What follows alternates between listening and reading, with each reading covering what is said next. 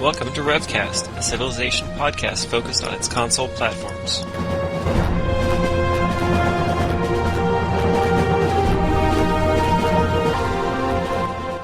Elthrasher, the Headless 10, TyShine.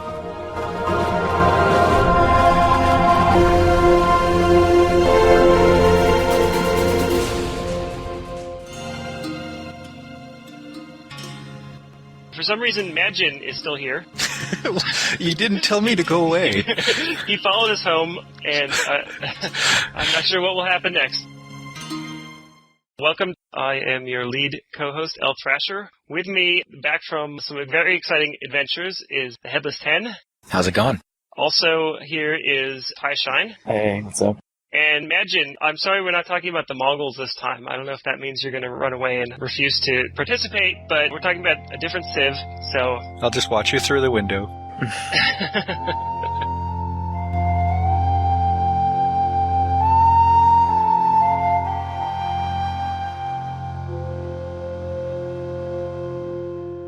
Talking about Spanish this time. This Civ, which is a very, very versatile Civ. Certainly one of the most powerful Civs, except they're at the top of the heap of Civs that are not called power Civs, I think, that we can all agree on that. And they're also, I think, one of, if not the most popular Civ in terms of the Civ people really like to play, as opposed to, like, I'm going to play America because I'm insecure and I need to win. Maybe Egypt, but yeah. Yeah, maybe Egypt too. You start off with knowledge of navigation, and you get double gold out of exploration tiles, which means that whereas everyone else is getting 10 gold at the start of the game, you get 20 gold when you hit an exploration tile, which is really nice because that's enough to rush a warrior, as opposed to anybody else who hits one of those and then has to hammer for 2 turns to get the warrior. Which makes moving the settler very beneficial. There's so many good things to find when you're moving your settler with Spanish. If Aztecs are in the game, Zulu in the game, or America, then I look at the map, see how bad it is or how good it is, and then make the decision there. But I like that exploration tile and the goodie hut. That's a free warrior right there. I'm closer to about 85-90 move for Spanish settler. They do gain a lot. As you know, I know you like to move your settler all the time, TyShine, and the Spanish just have so much to gain from it. That extra 10 gold is a lot. And the whale is a huge early resource if you can land on it with 2 trees. I wouldn't usually settle without 2 trees. I haven't. It didn't work out too well. I have, and it has worked out. But the other thing is, if my starting cap actually has 3 forests in it for the starting spot, then I might actually settle in place. But then that's getting into the different starts, because I like to use my cap to build the legions. Everybody's gunning for you. You find you often build legions with Spanish? Oh, that's one of my common starts, yeah. Legions and galleons. Well, let's try to enumerate some of the different starts. I mean, obviously, you can try to settler rush somebody, and the Spanish are a good Civ for that. You can go looking for a whale, or you can settle in place. Those are basically your options. The first 2 are kind of the same. I mean, you're moving, you're being opportunistic, and you're not going to pass by a really good whale spot. You might do that if you still think you can get a walk-in. You're not going to pass a walk-in if you really want a whale. I mean, like, that would be kind of silly. No, you always take the walk-in. Yeah. You'll have other cities. You can put those on whales. Just take the walk-in. But then what are you going to do after that? The Spanish are good at getting aggressive, and the Spanish are good at being kind of passive and just expanding and just get a galleon, go look for artifacts, try to cities on whales all over the place. If you get, like, Angkor Wat for the pyramids, so you can go to Republic, and the 7 cities of gold, you can have whale cities all over the place. But you could also go into fundamentalism and make a bunch of horse armies or legion armies and deliver them by galleon and just wreck everybody right away, which is kind of a faster way to win. If I do settle in place, then after my warriors are out and I'm thinking that I'm kind of safe, I'll grow to 3 pop and put my free settler and the 3rd settler onto the first galleon and go find the whales. Because if you don't have a whale in your cap, then your 2nd and 3rd city really need it.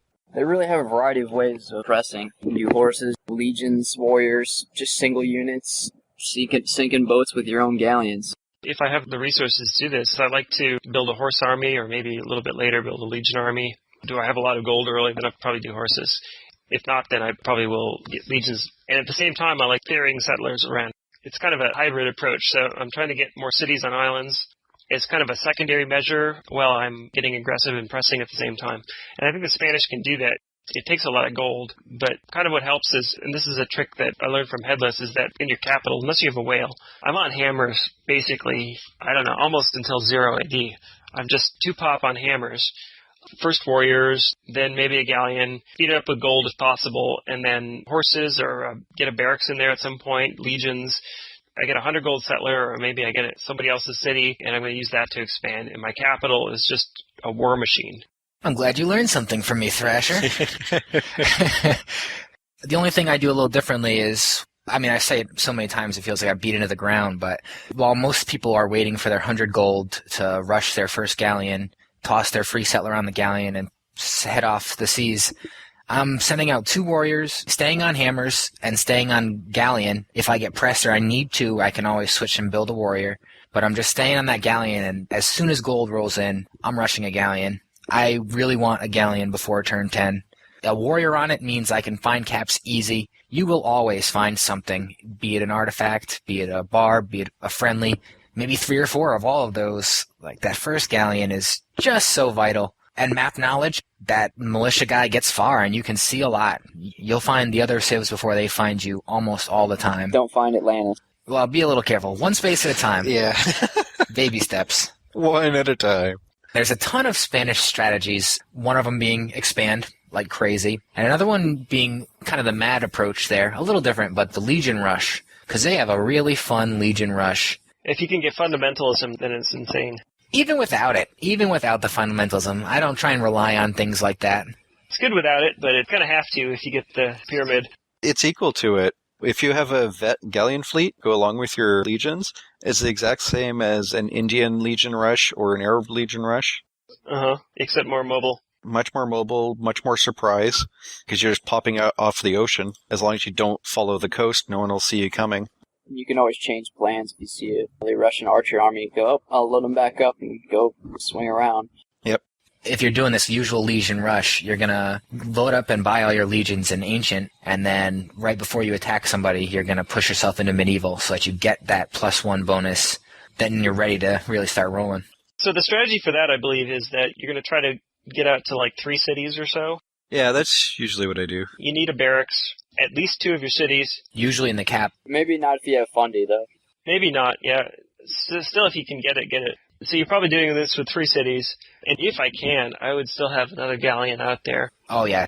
3 is really the ideal. Well, you're going to make a fleet anyway.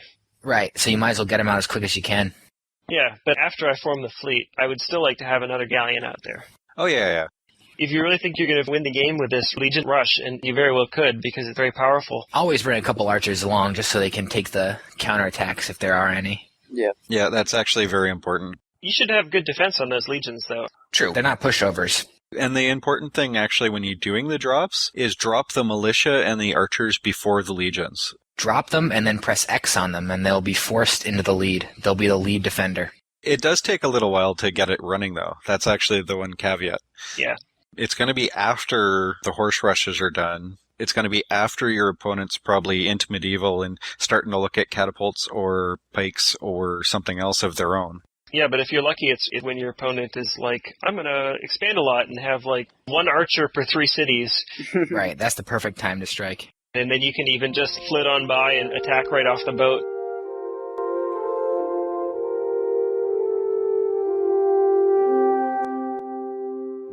Let's take a quick step back and talk about a passive way to play the beginning of the Spanish now. They also expand really well. Insane. Passively, you could play and never attack anybody ever and win the game in impressive fashion. Economic victory in like 500 AD. I couldn't do that. Just suffocation victory where he knows he's going to lose and he quits. That's the thing about the Spanish with navigation. It's so powerful. For a bonus, you both get the galleons so you can get everything faster. You've got the whales, which are the best food-related resource on the map. Is more than enough to get the job done for expansion. You don't even need Coda Laws most of the time. You usually go there anyway because I might want to get monarchy. It's a prerequisite for monarchy and democracy, so I mean... Oh yeah, that's later though. Just with those whale cities. In Ancient, they grow so quick, you can rush for so cheap. Keep bumping them out. If you're still dropping cities on whales, you don't really have a need to push into Medieval. If you can get Angerwatt for Republic or take it from Rome, you can do crazy things. Oh, yeah. Yes, switch if you get it. I have to say this. If I get irrigation with the Spanish, it means I'm not really respecting my opponent. Right. Yeah, because you don't need it. That's not a goal for the Spanish. Because you don't need it ever. Ever. Because your cities are just going to grow and grow and grow. And that's one of the few civs that actually do that well. If you're settling all the whales, and usually with whale there's a fish or a die or maybe another whale. People go crazy when you see double whale cities. It's the first one I'll grab. I don't care what else is on the map or somebody's coming at me. I'm going for that double whale city. You get that? You're just going gangbusters and very little is going to stop you. To kind of tie it all in together, it can be tough to decide whether you should go aggressive or passive with them sometimes. Have that double whale city and you're making gold and it's growing. Do you want to use the gold to buy a bunch of legions, or do you want to just make a settler every other turn out of that city and explode across the map? I'd have a hard time deciding sometimes. You get that early galleon, you explore around, and then you kind of see how close are the whales, how close are the islands. If you can really settle them fast because they're close, then just go with the expansion. But if it's going to take some time with distance, moving the islands aren't looking so great, not so many whales, then you maybe just go ahead with the legions. That is one problem with the Spanish, is that you get really focused on those whales. And there are plenty of maps where there's like one, maybe two near you, and that's it. If you're playing against other Spanish players, then you can have a really tough fight over those whale spots. It takes a truly experienced player to know when to settle not on a whale for the Spanish. So it gets to the point where you want whales, but don't make whales so important that you're going to just bypass other good city spots or waste 5 turns or 10 turns to get cities. Yeah, I wouldn't waste more than 3 turns, unless you know exactly where it is and it's a safe spot. The whole passive strategy on that side is to expand to at least 6 or 7 cities with all whales, if you have that type of map, or 3 or 4 if you don't. Then tech up to quota laws, and then currency as fast as possible.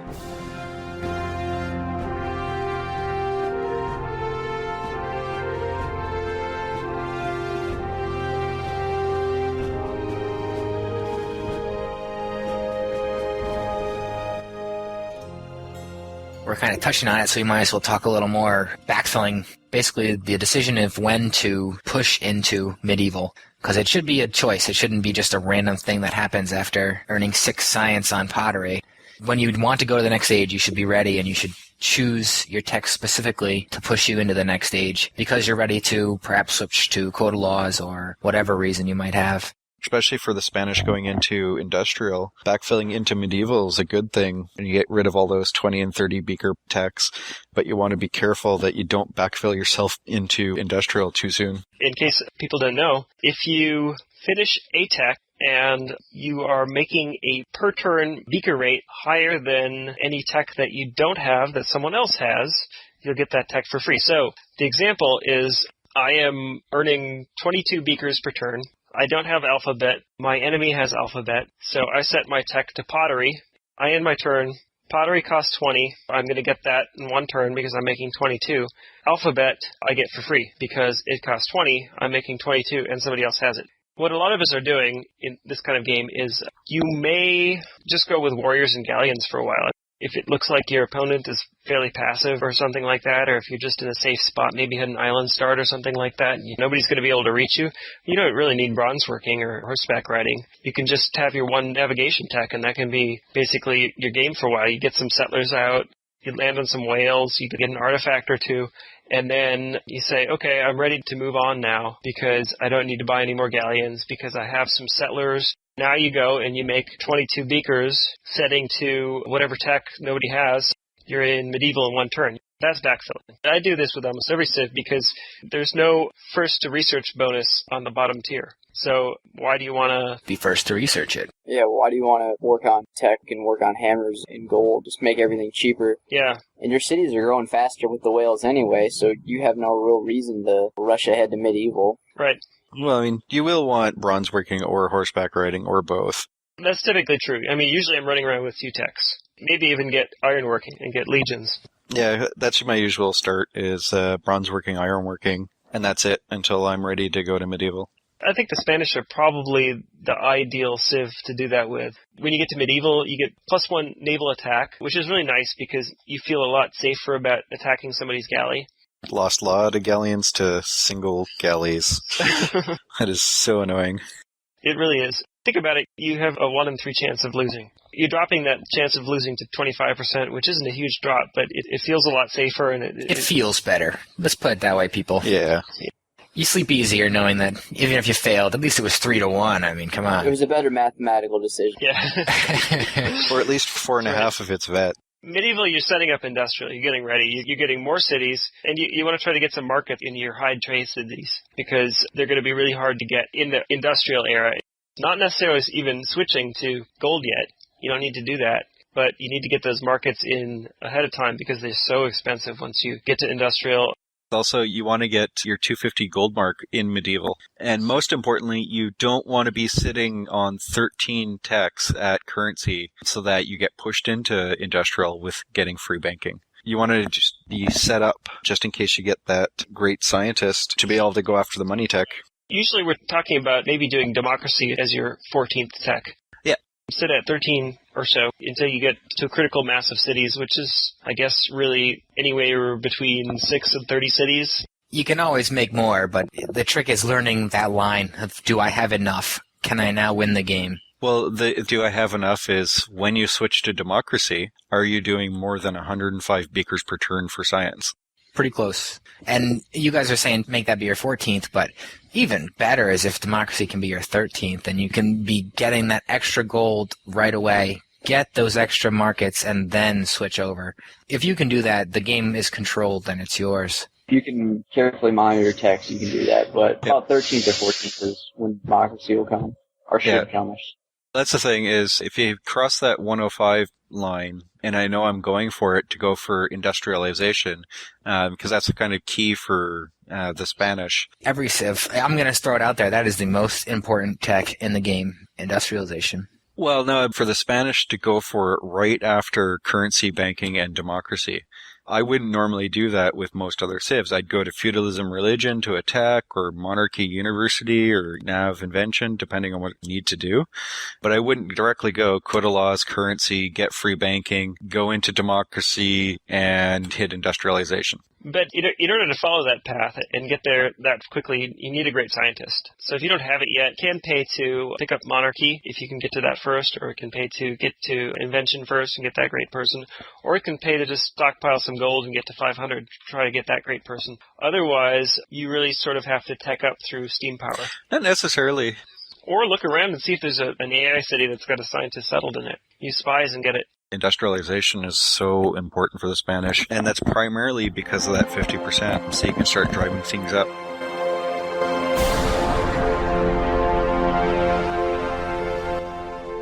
Industrial bonus, quote unquote, some might say, is that you earn plus 50% gold on all of your incoming gold. There's a big asterisk on that.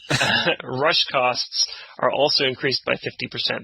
Only in industrial. We found out in modern, it's increased by 60%. In industrial, anyone else would pay 80 gold for a settler because it's 20 times 4. Through the Spanish, you get to pay 120 gold for the settler. Double settler cost. Yay! This is why just accidentally hitting industrial before you're ready is just really bad, because if you've been saving up your gold and you're planning to rush some settlers and stuff like that, suddenly you've gone from a 60 gold settler to a 120 gold settler, which just... It's insane. Forget it. If you're being attacked at that time and desperately trying to rush pikemen or something like that, you get your 14th tech, and now, what was it? The pikeman was costing you 45 gold, and now is costing you 90 gold. Yep. Each one, which is just like, oh, man, give me a break. There is a slight benefit, especially if you can get that industrial, and the money techs are helpful and more helpful-ish to the Spanish. There is asterisk. If you have the money tech, that's not your 14th tech usually. True. You know. It is funny that we go from talking about ancient straight into industrial with Spanish, because I think it was a good civ to talk about backfilling. You got to be focused. To succeed well, to make them a true almost power civ, you're choosing exactly when you change eras, and you're not in medieval for all too long. You need to get some markets. Yes, get some markets while you're in democracy, ideally. Yeah. Try to get to currency first. If your opponent or opponents are smart, they'll try to beat you there, because that's so important for the Or Spanish. if they're dumb, they'll get the 7 cities and then not spend the money and get it for free. That's not dumb when you're playing against the Spanish. I do that all the time. I'll do that all day long. It's not dumb, it's smart. I'd rather get the currency bonus myself. You don't guaranteed to. Yeah. You're guaranteed to deny it if you are getting currency for going over 250 gold in 3300 BC or something. With the Spanish, it's sometimes good to leave an AI alive, especially if you know that somebody's kind of chilly type guy. Because with your bonus, if you put markets in all your cities and just start plowing gold in industrial, you could pay off the AI to go attack them. And since their attacks can't be glitched because it's the AI and you can't do anything at that point, you can just have the AI do all your dirty work. Yeah, is the AI going to get anything done, though? They tend to, if you give them quota laws first so they expand, give them a bunch of money so that after they hit 4 or 5 cities, they actually get really aggressive. And then obviously sell them the right techs. They can be your best friend, especially as a Spanish, if you've got all that gold coming in. And this is actually the best part about that plus 50%. Since you're not the one buying the units, you're not losing 50 or 60% of that money. That's kind of a good point. And the most important thing is if you have an American AI and they're in medieval, well, all that money's going to go really far. And you make it really easy. The tricky thing is going on the attack with the Spanish after you've reached industrial, but before you've got the money tax, or if you're not going to get the money tax because of how expensive everything is. You are making extra gold, but the thing is that there's so many sources of gold in the game that are not affected by the plus 50%. That only affects the gold that your cities are actually producing. If you gold off the AI, if you get gold from stealing a city, I can't remember. There's so many different ways to get gold in the game. Even overflow, like if you complete a tech with extra science, that science becomes gold and does not get touched by that inflation. So it just kind of hurts you in a lot of ways there. Money techs win. Go for them. That's an order to all of you Civ players out there. Get the money techs. Industrialization and corporation.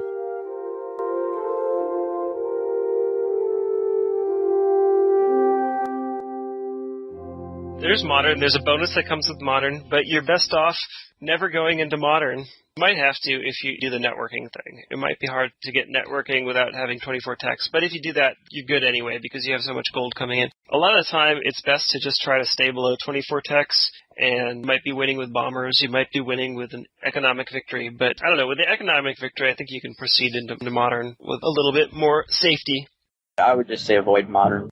The only way I could see you not taking it over if you happen to get Oxford is if an English player that's got a nice strategy to hit battleships and they've got battleship fleets running around, then you might have to worry about 50-50 battles on them, and then you're actually in one of the best positions to go econ victory to get it done before your opponent can take you out. And that's where the plus 50% gold does help you out a lot. You can get to 20,000 gold pretty quickly. One of the few times it helps you out. Yay. Yes. And then you get to buy all sorts of wonders and stuff like that after you've hit the World Bank, but you're waiting for it to build. Like most games, it's all about that. Basically, we're talking about two ways to end the long game with the Spanish. That is to just ram bombers down your opponent's throat or to get the economic victory. And with that, you want to stop teching when you get to a point where you feel safe, which might be riflemen. You want to go up to battleships and modern infantry, but hopefully not. Hopefully you can get it done quicker than that. Yeah. I've certainly seen people do that. I think that they're dragging it out. When was the last time you ever built modern infantry? I hate modern infantry. Well, you need riflemen for the later stuff. If somebody's flying at you with some elite knights, you don't want to be stuck with archers still. Or pikemen.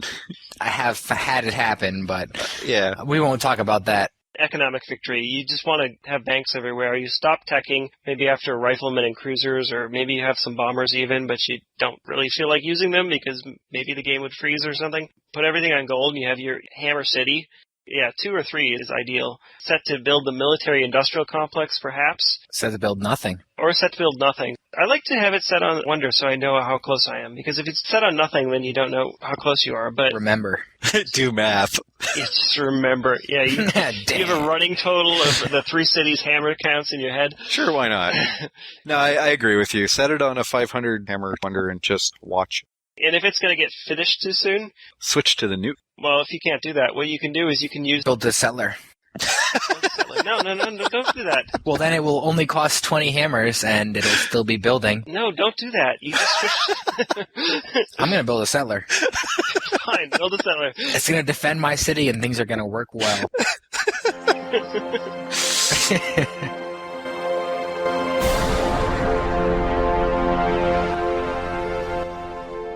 Playing against the Spanish.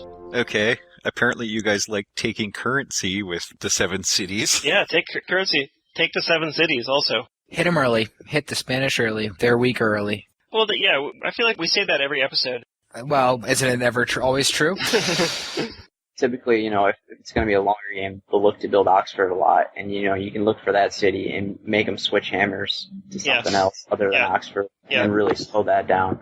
Right, or just take the city. Yeah, if you take away all their production cities and they're in industrial, that'll hurt. And they probably don't have a builder because they would have used it on East India. And take that city too. Take all their cities. That's pretty good. It's just awesome. Get flight to break the East India Company. Yeah, that's a good thing to do. Say his capital is a fortress, and he's expanding to islands, and you don't have a navigation, so every time you send a galley out to whatever, it's going to get sunk right away. So what do you do then? What you do is you absolutely take over the mainland. Yeah. You have 1 million cities on the mainland, and those cities, even though they don't have whales and don't have all these great advantages that we talk about the Spanish having, you can do that faster because you don't have to load it up on a galleon, and you can just own the mainland, and those galleons aren't going to be as useful. If you can own as much of the mainland as possible, if it's a mainland versus an island fight, the mainland's got a pretty good shot. Yeah, it's got the production. Just beware of the fleet. Expect to be attacked. Yeah. And the other thing is that if you can take all the other capitals, then you can really just focus on Madrid. The hardest thing is when Spain starts on an island. And not just that small 5-tile island, but a sizable one. Trouble. With some whales or something, yeah. Some whales and a few trees, and that's just such a great Spanish start. Pretty much you want to get a beachhead on that island. Even if it's not a city, but if you can get something just to control some space on it. That's really hard. I like Thrashers more of just take as much of the mainland as you can, expand like some kind of freak of nature, and well, there's that too. Just cover the earth in whatever color you happen to be. And then roads everywhere. Yeah, and then temples, and then cathedrals, and actually, that is one good counter. Culture is a horrible thing for Spanish player if they don't find the Ark. Because they might have all these nice, wonderful islands, and they could even be 1-tile islands with all those whales, but one GA flip, and they're done.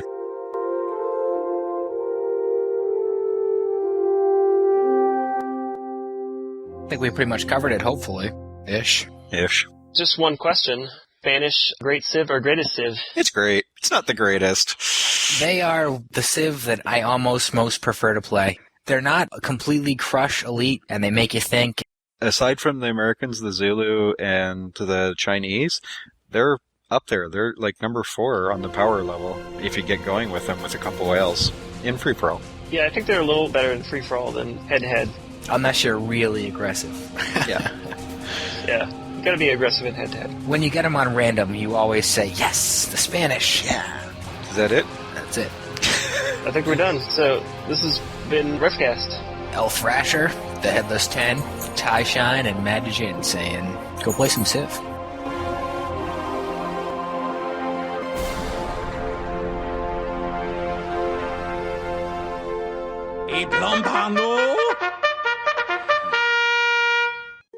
You sure? Yeah, it does. We'll double check. We'll play later, Dave. Bleep that. It's like you showed up late to a dance competition, so that's bad. It's bad that you're at a dance competition. What am I doing at a dance competition? Hush you. But you brought a jar of bees and put it in your opponent's pants.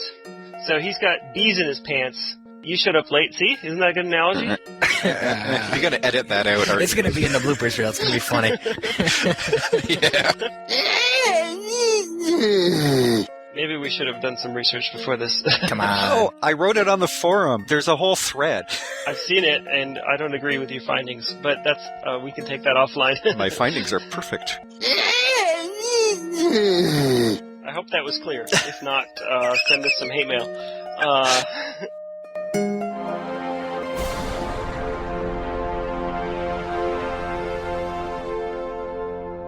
more information about RevCast, sibling shows PolyCast and MadDjinn, or about PolyCast in general, log on to the series' official website at thepolycast.net. Record date August 23rd, 2010. Civilization Revolution sound clips copyright Take-Two Interactive. Copyright Civilized Communication at civcom.net.